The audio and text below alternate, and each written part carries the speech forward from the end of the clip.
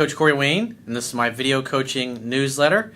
And the topic of this newsletter is going to be, I have tremendous anxiety.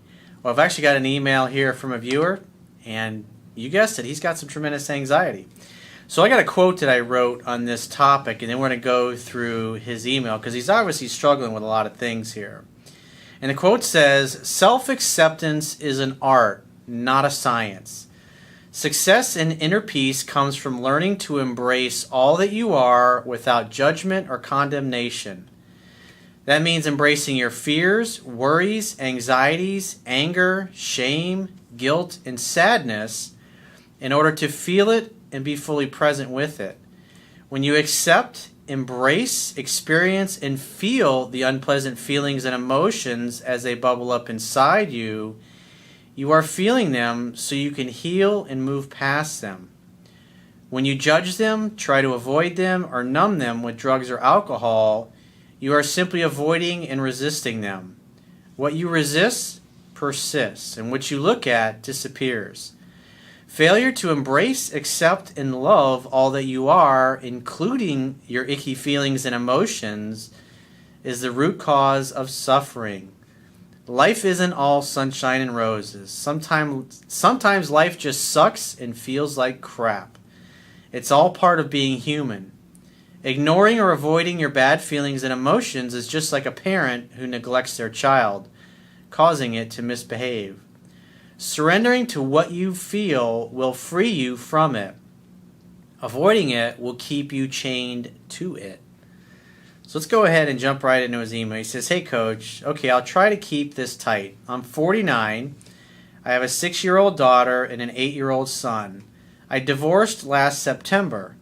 I'm good looking but deeply introverted.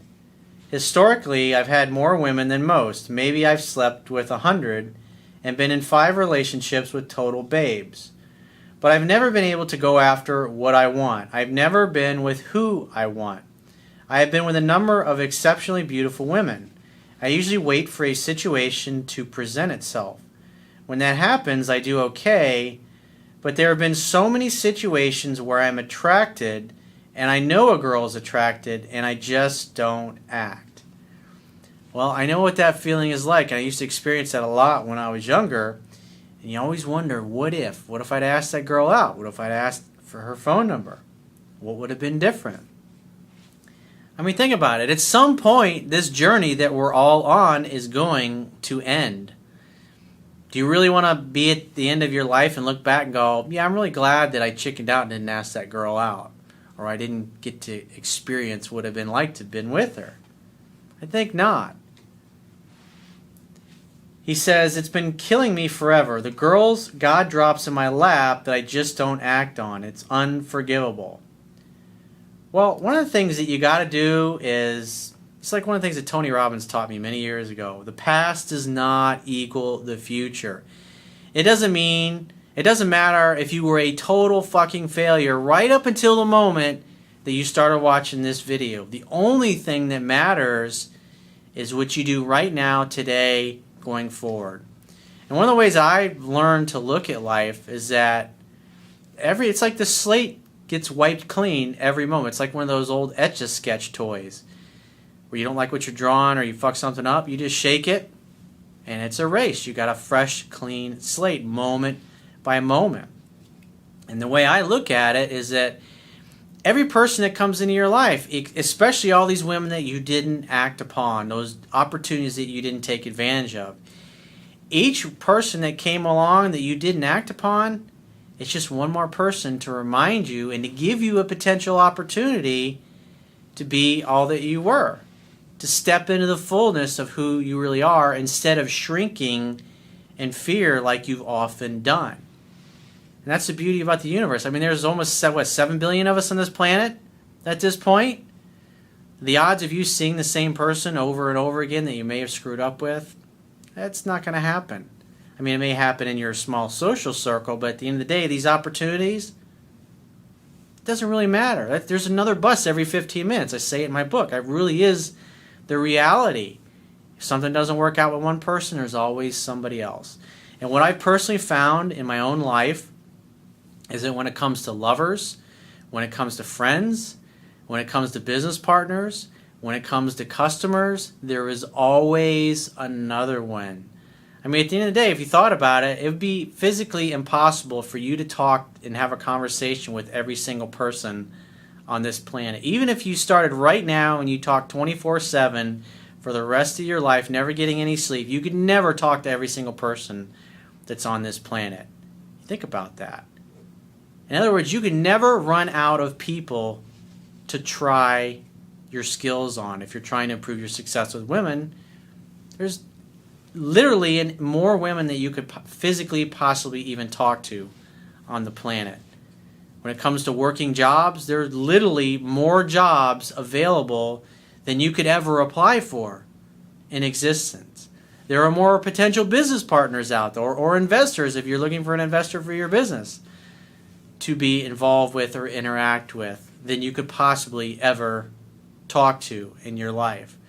What happens with most people is they have a few failures in their life and then they just give up. It's like what Mike Dick had said, you're not a failure until you quit trying. That's what happens. The average person, they may have tried to start a business one time, it didn't work out.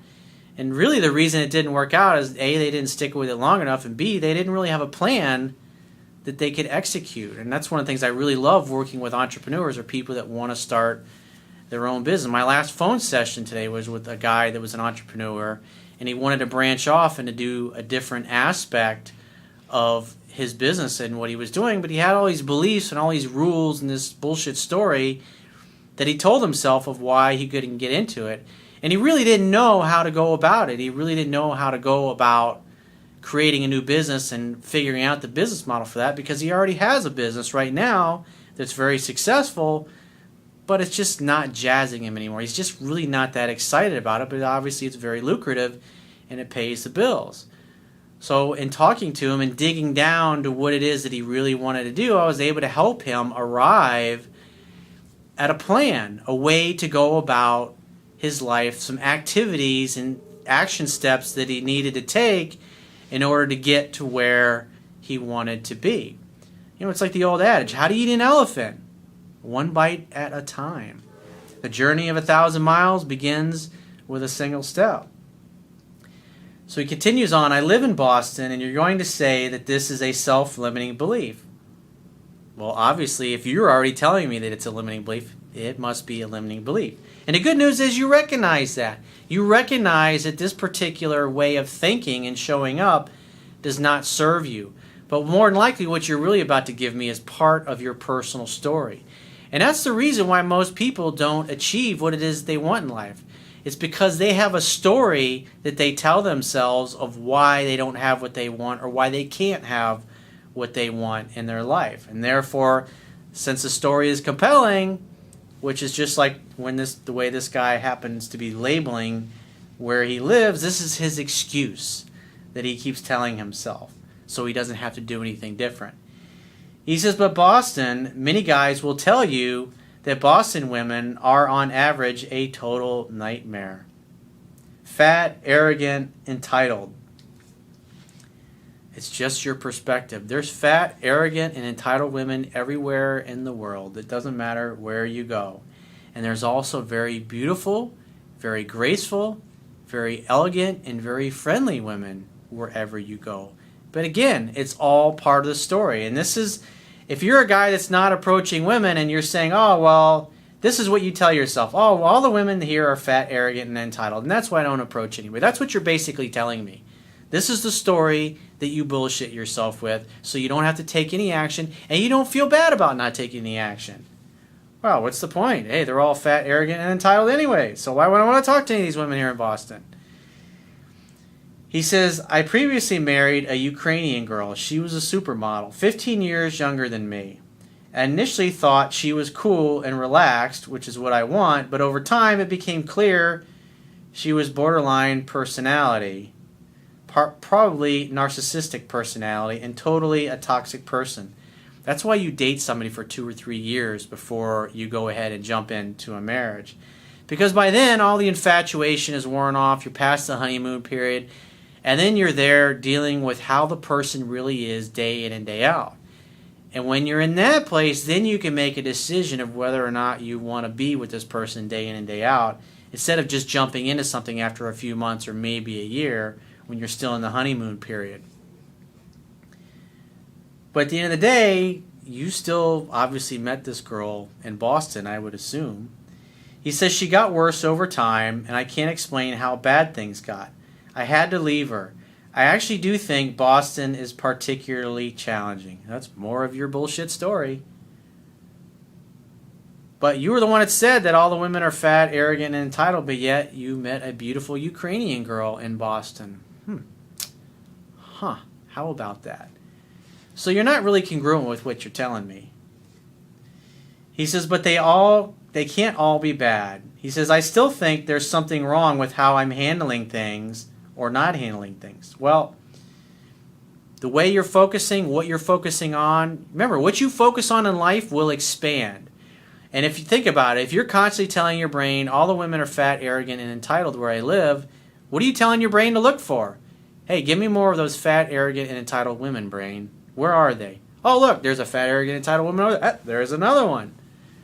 But if you had the attitude of, you know what, I always seem to bump into the most beautiful, charming, successful, sweet, sexy, good communicative type of women. Everywhere I go, it doesn't matter which city I'm in, whether it's in my own city or I'm traveling, I always seem to really meet and attract nice people. What do you think your brain's going to focus on then?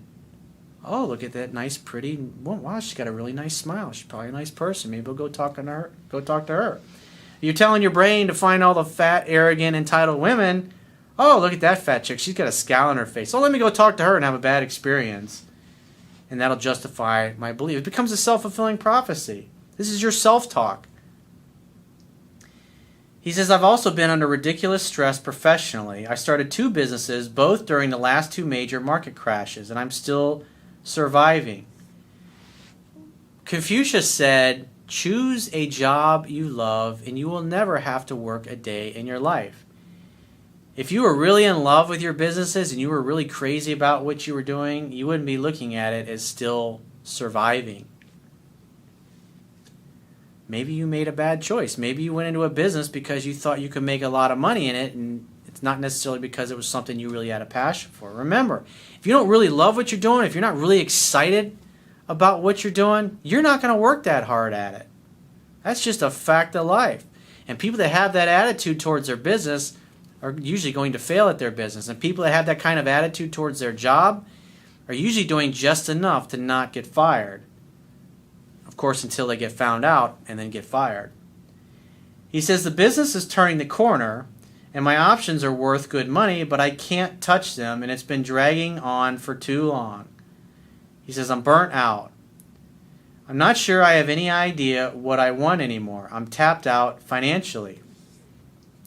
Well, sounds like a phone session with me will be really good because I can pull all that out. I can get past all this bullshit that you got that is getting in the way of doing what you really want to do. Maybe you really are doing something you love and you really are in the right business, but the way you're going about it, the things that you're focusing on, your value proposition, maybe that's a little fucked, and that's what I can help you with. I work with a lot of entrepreneurs. This is what I do.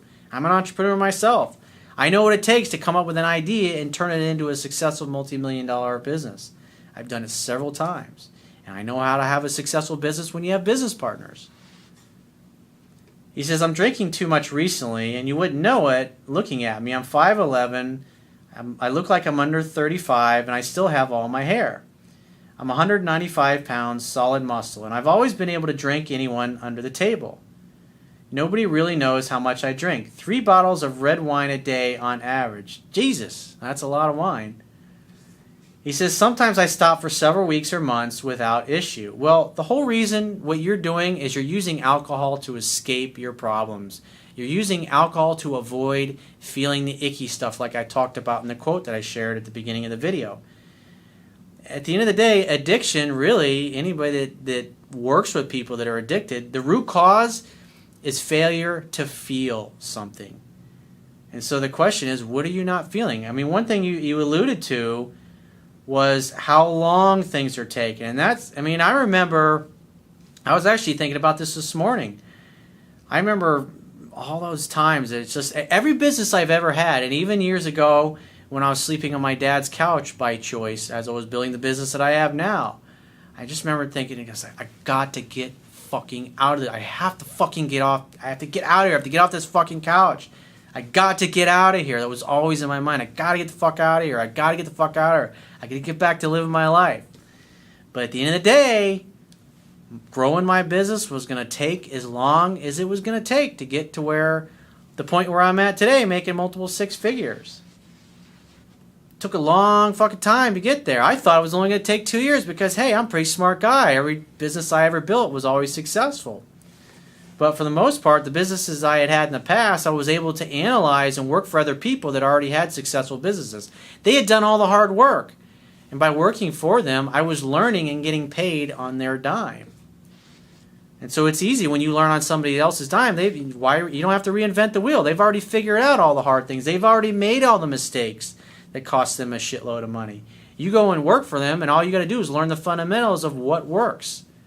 You go and you apply those same fundamentals for yourself, you can miss out on all. I remember one of the real estate companies I went to work for, they had spent 7 years building that business and losing money on things that didn't go well.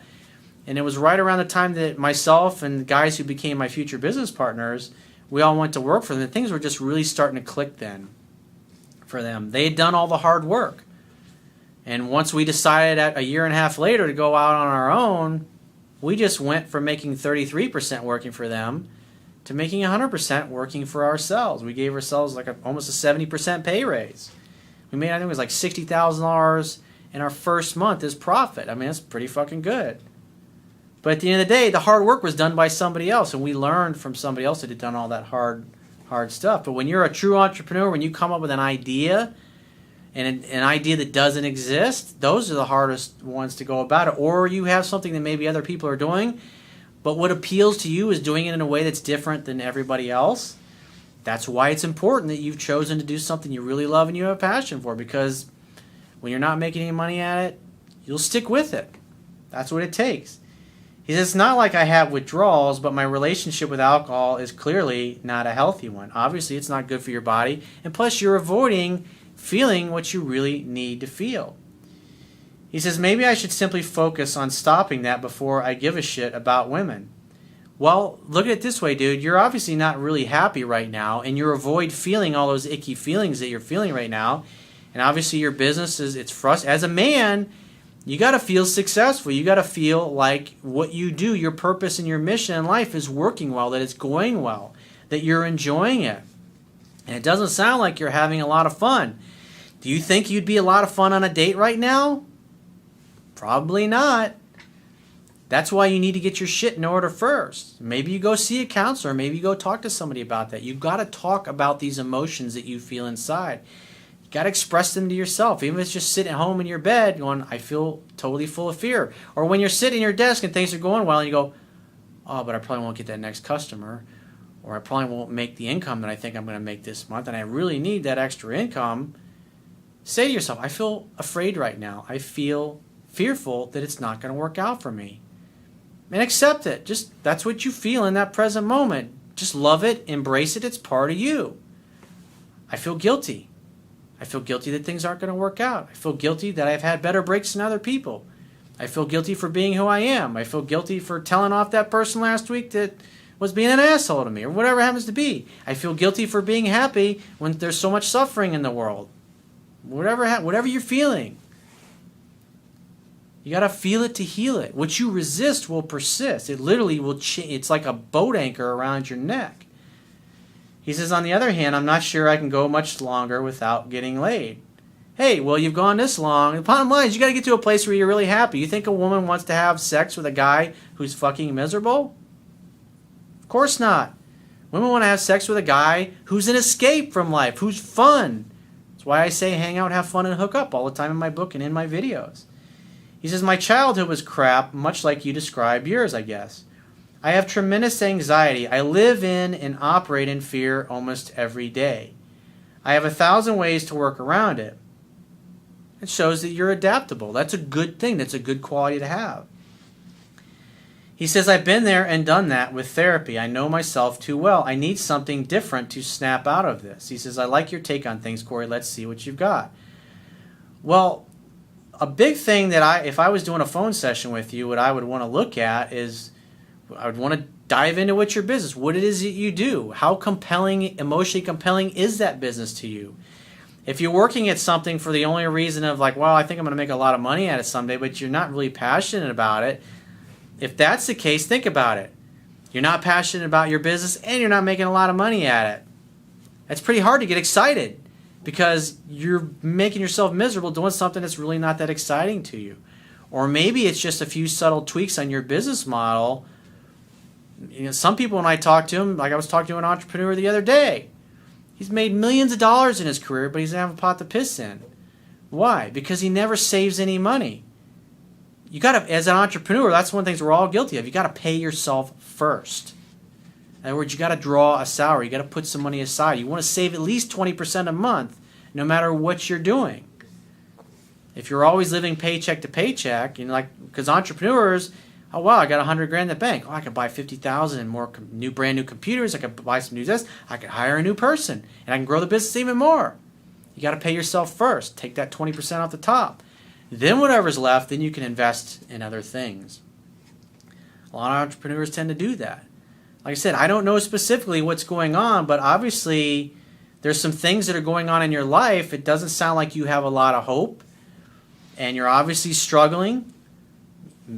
A big part of that oftentimes is people doing something that's not really compelling to them. Because if you were doing something you really loved and you really had a passion for it, I mean, at the end of the day, yeah, you're still going to be frustrated that things aren't where you want them to be, but you're still excited about what may happen in the future. Like with my business I have now, it was always growing. And even when I was in real estate, I remember the retail division of the company, even after a couple of years, it's like I'd look at the numbers and I would look where I was the year before, and like the income had doubled. But it still wasn't really where I wanted it to be.